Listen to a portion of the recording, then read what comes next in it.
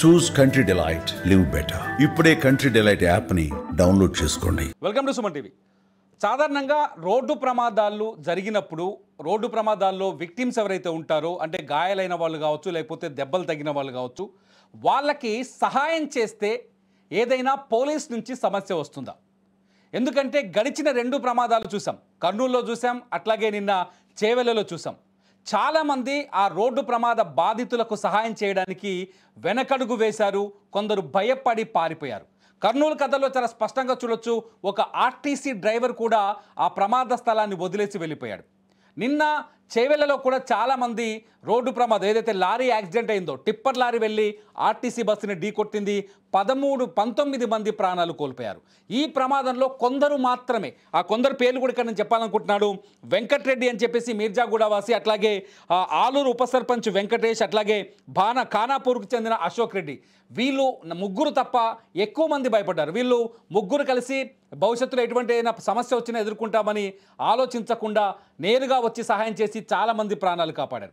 ఎందుకు రోడ్డు ప్రమాదాల్లో బాధితుల్ని కాపాడడానికి చాలామంది జంకుతున్నారు? భవిష్యత్తులో పోలీస్ కేసులుంటాయని, కోర్టుల చుట్టూ తిరగాల్సి వస్తుందని ఆలోచిస్తున్నారా? ఈ అంశాలన్నింటినీ మనతో మాట్లాడడానికి లైవ్లో అందుబాటులో ఉన్నారు నిజామాబాద్ అడిషనల్ డీసీపీ గట్టు బస్వారెడ్డి. బస్వారెడ్డి గారు నమస్కారం. నమస్కారం అండి. మీకు సుమన్ టీవీ ప్రేక్షకులకు అందరికీ ధన్యవాదాలు. చెప్పండి బస్వారెడ్డి గారు. చాలాసార్లు చూస్తున్నాం, వరుసగా ప్రమాదాలు చూస్తున్నాం. మనం మొన్న కర్నూలులో చూసాం, నిన్న చేవెళ్లలో చూసాం. ఈ 2 చోట్ల చాలామంది ప్రమాదాలు జరిగినప్పుడు సామాన్యులు, అక్కడుండే వ్యక్తులు ఆ ప్రమాద బాధితులకు సహాయం చేయడానికి భయపడుతున్నారు. ఎందుకు అంటే రేపు పొద్దున కోర్టుల చుట్టూ తిరగాలి, పోలీసులు నోటీసులు ఇస్తారు, మమ్మల్ని విట్నెస్లుగా మారుస్తారు, ఇది మాకు సమస్య అవుతుంది అని చెప్పేసి. సహజంగా సహాయం చేసిన వాళ్ళకి ఇటువంటి ఇబ్బందులు ఉంటాయా? లేదండి, అలాంటి ఇబ్బందులు అయితే ఇప్పుడు ఎలాంటి ఇబ్బందులు ఉండవు. ముఖ్యంగా ఈ మన భారతదేశంలో ఎదుటి వాళ్ళకు సహాయం చేయాలంటే కొంత మన సమాజం ఇంకా అంత రెడీ కాలేదు అనుకుంటున్నాను. సమాజం బాధ్యతను, సహాయం చేసే బాధ్యతను ఈ సమాజం ఇంకా అలవాటు పరుచుకోలేదు. ముఖ్యంగా ఇలాంటి రోడ్డు ప్రమాదాల్లో గోల్డెన్ అవర్ అని ఉంటుంది ఒకటి. Within half an hour లోపల మనము ఏదైతే క్షతగాత్రులకు, అంటే ప్రమాదంలో గాయపడిన వ్యక్తులను మనము హాస్పిటల్లో తీసుకెళ్ళినట్లయితే వాళ్ళు మాక్సిమం అట్లాంటి గాయస్తులు బతికే అవకాశం 90% మనకు ఉంటుంది. కానీ మన సొసైటీలో, మన సమాజం ఇంకా ఎదుటి వాళ్ళకి ఇలాంటి ప్రమాదాలలో కానీ, ఇలాంటి ఇష్యూస్ లో కానీ ఎవరైనా గాయపడ్డా, ఎవరైనా బాధలు ఉన్నా సహాయం చేసే దాతృత్వం మన సమాజం ఇంకా అలవాటు పరుచుకోలేదు. నెంబర్ 1. నెంబర్ 2, మీరు అడిగిన ప్రశ్నకు, దీనిలో ఇలాంటి సమస్యలు వస్తాయంటున్నారు కదా, ఎట్టి పరిస్థితుల్లో పోలీస్ నుంచి కానీ, వేరే గవర్నమెంట్ ఆర్గనైజేషన్ నుంచి కానీ, ఎక్కడి నుంచి కానీ వాళ్లకు ఇబ్బంది పెట్టే పరిస్థితులు లేదు. దీనిలో క్లియర్ గా సుప్రీంకోర్టు గైడ్ లైన్స్ కూడా ఇచ్చారు. సుప్రీంకోర్టు డైరెక్షన్స్ ఇచ్చింది. Save life foundation versus union of India అనే దాంట్లో, ఆ కేసులో క్లియర్ గైడ్ లైన్స్ ఇచ్చింది. ఈ మనకు ఎవరైతే రోడ్డు ప్రమాదంలో బాధితులకు సహాయం చేసి, లేదంటే పోలీస్ స్టేషన్ కు, గవర్నమెంట్ కి ఇన్ఫర్మేషన్ ఇచ్చిన వ్యక్తులపై ఎలాంటి బలవంతపు సాక్ష్యాలను బలవంతపు చేయొద్దు, లేకపోతే వాళ్ళని ఇబ్బంది పెట్టొద్దని క్లియర్ గైడ్ లైన్స్ కూడా ఇచ్చింది. ఒకవేళ అలాంటి సహాయం చేసే వ్యక్తులు వాలంటీర్ గా వచ్చి నేను సాక్ష్యం చెప్తా, లేకపోతే అది చేస్తా అంటే దట్ ఈస్ ఓకే. కానీ అతనికి ఇష్టం లేకుండా ఎలాంటి కోర్సు స్టెప్స్ పోలీస్ నుంచి కానీ, గవర్నమెంట్ ఆర్గనైజేషన్ నుంచి తీసుకోవద్దని సుప్రీంకోర్టు డైరెక్షన్స్ ఉంది. అదే విధంగా 2015లో సెంట్రల్ గవర్నమెంట్ కూడా డైరెక్షన్స్ ఇచ్చింది. క్లియర్ గా గైడ్ లైన్స్ ఇచ్చింది. ఎలాంటి సందర్భాల్లో సహాయం చేసిన వాళ్ళకు ఇబ్బందులు పెట్టొద్దు, వాళ్ళను ఆన్ రికార్డు, వాళ్ళకు వ్యతిరేకంగా, వాళ్ళకి ఇష్టం లేకుండా ఆన్ రికార్డు తీసుకురావద్దని క్లియర్ గైడ్ లైన్స్ ఇచ్చింది. బస్వారెడ్డి గారు, కొన్ని సందర్భాల్లో కొన్ని కీలకమైన యాక్సిడెంట్లు ఉంటాయి. ఫర్ ఎగ్జాంపుల్, కర్నూలులో ఒక ప్రైవేట్ ట్రావెల్స్ బస్ వచ్చేసి అక్కడ రోడ్డు ప్రమాదానికి గురైంది, అది మంటలు అంటుకున్నాయి. ఈ బస్ యాక్సిడెంట్లో పోలీస్ ఇన్వెస్టిగేషన్లో పోలీసులు ఆ రోడ్డు వెంట వెళ్లే దాదాపు 19 వాహనదారులు ఆ ప్రమాదాన్ని చూస్తూ వెళ్ళిపోయారు. చాలామంది ఆ ప్రమాదాన్ని వదిలేసి వెళ్ళిపోయారు. చాలామంది చెప్తున్నారు, అక్కడున్న చూసిన వాళ్ళు, సాక్షులు, మాకెందుకులే, ఒకవేళ మేము అక్కడ ఉన్న వాళ్ళకి సాయం చేసినా, లేకపోతే ఆ బైక్ని అక్కడి నుంచి తొలగించినా, రేపు పొద్దున పోలీసులు వచ్చి మా ఇంటికి వస్తారు, మమ్మల్ని తీసుకెళ్తారు, కోర్టుకు రమ్మంటారు, ఇలా. సో ఈ ఇబ్బందులన్నీ నిజంగా డిపార్ట్మెంట్ నుంచి ఎదురవుతాయా? ఒకవేళ వాలంటీర్గా ముందుకు వచ్చినా కూడా? ఎస్. ఇప్పుడు మీరు అడిగిన ప్రశ్న క్లియర్ గా సమాధానం. మేము వాళ్ళు వాలంటరీగా ప్రమాదంలో గాయపడ్డ వ్యక్తులకు సహాయం చేసినట్లయితే వాళ్ళకి ఎలాంటి ఇబ్బందులు ఉండవు. ఎలాంటి పోలీస్ నుంచి బలవంతపు సాక్ష్యాల సేకరణ అనేది జరగదు. వాళ్ళకి తెలిసిన ఇన్ఫర్మేషన్ చెప్తే అది పోలీస్ ఇన్ఫర్మేషన్ కింద తీసుకుంటాం కాబట్టి. కానీ వాళ్ళను సాక్షులుగా పెట్టి మాకొద్దు, మేము ఇష్టం లేదు, మేము సాక్షులుగా ఉండము, సహాయం చేసినామంటే వాళ్ళకి ఎలాంటి ఇబ్బంది ఉండదు, ఎలాంటి ప్రాబ్లం ఉండదు. కానీ వాళ్ళు మనకెందుకు లేని ధోరణి సమాజంలో ఇంకా చాలా వరకు ఉంది. లో రీసెంట్ గా మనం చూస్తున్నాం, నిజామాబాద్ లో కానిస్టేబుల్ మీద దాడి చేసినప్పుడు కూడా ఎవరు పబ్లిక్ అరే అతన్ని పట్టుకుందాము, లేకపోతే ఇతన్ని సాయం చేద్దాము, హాస్పిటల్ తీసుకుపోదాం అనే ఆలోచన, స్పృహ, ఆ యొక్క దాతృత్వం మన పబ్లిక్ లో అలవాటు కాలేదు. కానీ ఎలాంటి, మీరు అడిగిన ప్రశ్నకైతే ఎలాంటి ఆ అతనికి లేదా విక్టిమ్లను సహాయం చేసిన ఎవరికైనా సరే, ఏ సివిలియన్ కైనా పోలీస్ తరఫు నుంచి ఎలాంటి ఇబ్బందులు కలగవు. ఒక యాక్సిడెంట్ దగ్గర అనుకున్నాం మన సాయం చేయడానికి ఇబ్బందిగా లేదు యాక్సిడెంట్, కానీ మీరు ఇప్పుడు ఒక సంఘటన గుర్తు చేశారు. నిజామాబాద్లో మీ లిమిట్స్లోనే జరిగింది, పోలీస్ కానిస్టేబుల్ పైన ఫైట్ జరగడం. అటువంటి టైంలో కూడా ఒక హత్య జరిగినప్పుడు, లేకపోతే హత్యాయత్నం జరిగినప్పుడు, లేకపోతే ఒక ఫైరింగ్ జరిగినప్పుడు అక్కడున్న విక్టిమ్కి సాయం చేస్తే ఆ సాయం చేసిన వ్యక్తి కూడా పోలీస్ కేసుల్లో ఇన్వాల్వ్ అవ్వాల్సిన అవసరం ఉంటుందా? అది అది ఎంతమంది చెప్పాను, అట్లాంటి ఉండనే ఉండదు. అట్లాంటి విక్టిమ్ కు సాయం చేసిన వ్యక్తి ఒకవేళ నేను సాక్ష్యం చెప్పడానికి ముందుకు వస్తే, వాలంటీర్గా ముందుకు వస్తే ఓకే తీసుకుంటాం. కానీ ఇన్ఫర్మేషన్ ఇచ్చిన వ్యక్తిని మేము బలవంతంగా సాక్షులు, ఆయనకి ఇష్టానికి వ్యతిరేకంగా సాక్ష్యం తీసుకునే పరిస్థితి లేదు.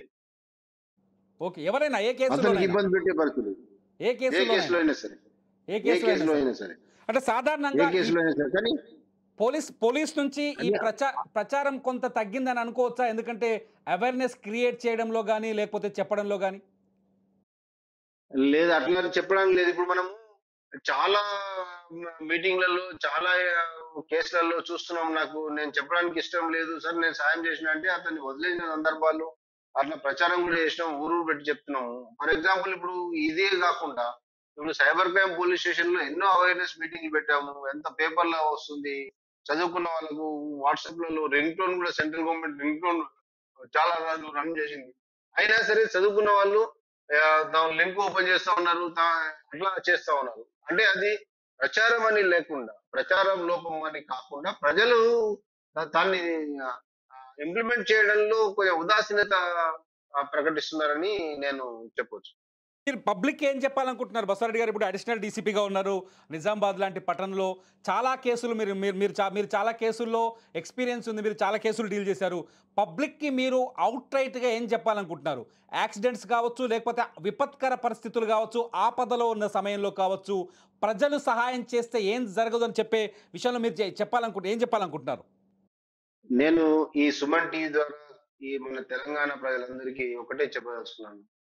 ఏదైనా ఇన్సిడెంట్ జరిగితే, ప్రాణాలకు ప్రమాదంలో గాయపడ్డ వ్యక్తులకు కానీ, లేకపోతే ఇంకేదైనా ప్రమాదంలో కలమిటీస్ వచ్చినప్పుడు కానీ, దయచేసి సహాయం చేయడానికి ప్రతి ఒక్కరూ ముందు ఉండాలి.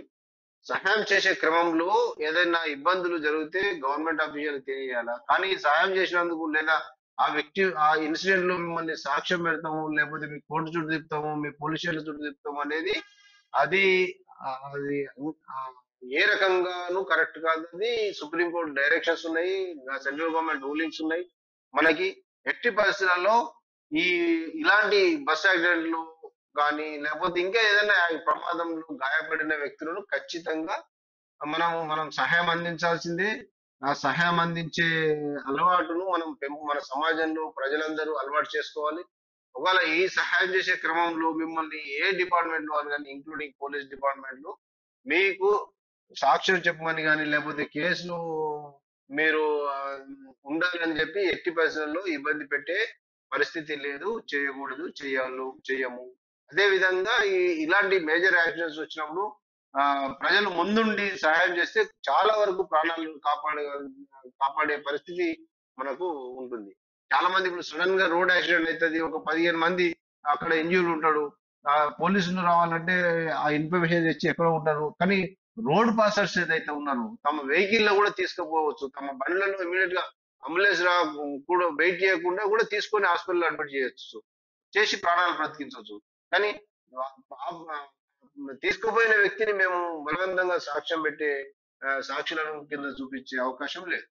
ఓకే, సాధారణంగా బసవరెడ్డి గారు ఇక్కడ ఇంకొక ఇంపార్టెంట్ పాయింట్ ఉంది ఏంటంటే గోల్డెన్ అవర్. మీరు ఇంతకుముందు చెప్పారు గోల్డెన్ అవర్ అని చెప్పేసి. ప్రతి యాక్సిడెంట్లో గోల్డెన్ అవర్ అనేది ఒకటి ఉంటుంది. ప్రమాదంలో కావచ్చు, లేకపోతే ఫైరింగ్ కావచ్చు, ఇంకేదైనా కావచ్చు, హత్యాయత్నం కావచ్చు, ఎందులోనైనా ఒక ప్రమాదకరమైన విపత్కరమైన సంఘటనలో గోల్డెన్ అవర్ ఉంటుంది. ఆ గోల్డెన్ అవర్ గురించి కొంచెం జనానికి అర్థమయ్యేలా చెప్పగలరా?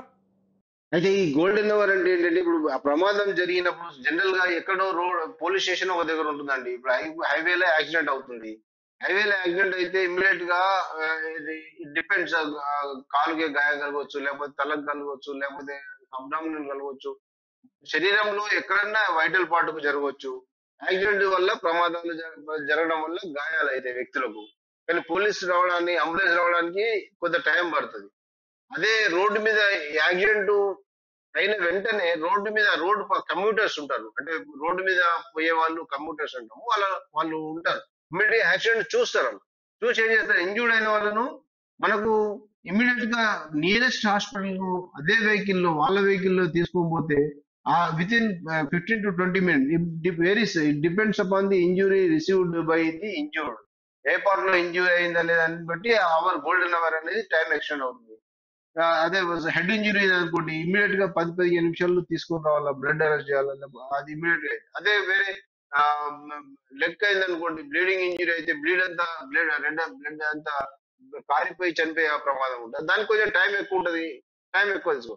ఈ within half an hour లోపల, 1 hour లోపల, and depends upon the injury, మనం హాస్పిటల్ తీసుకొని వెళ్ళగలిగితే, ఫస్ట్ ఎయిడ్ కానీ హాస్పిటల్ ట్రీట్మెంట్ అందించగలిగితే 90% ఆఫ్ ది ఇంజూర్డ్ బతికే అవకాశం ఉంటుంది. దీన్నే గోల్డెన్ అవర్ ఉంటుంది. దీన్ని మనం అంబులెన్స్ రావాలా, లేకపోతే 108 రావాలా, లేకపోతే ఇంకా వేరే గవర్నమెంట్ ప్రైవేట్ అంబులెన్స్ రావాలా, నా కార్లో తీసుకుపోలేము అని ఆలోచన చేయకుండా ఇమ్మీడియట్ గా సొంత కార్లో తీసుకుపోయినా ఎలాంటి ప్రమాదం లేదు, ఎలాంటి బాధ, ఎలాంటి ఇబ్బందులు కమ్యూటర్స్ అంటే రోడ్డు మీద వెళ్ళే వాళ్ళకు, ప్రజలకు ఇబ్బంది కలగదు.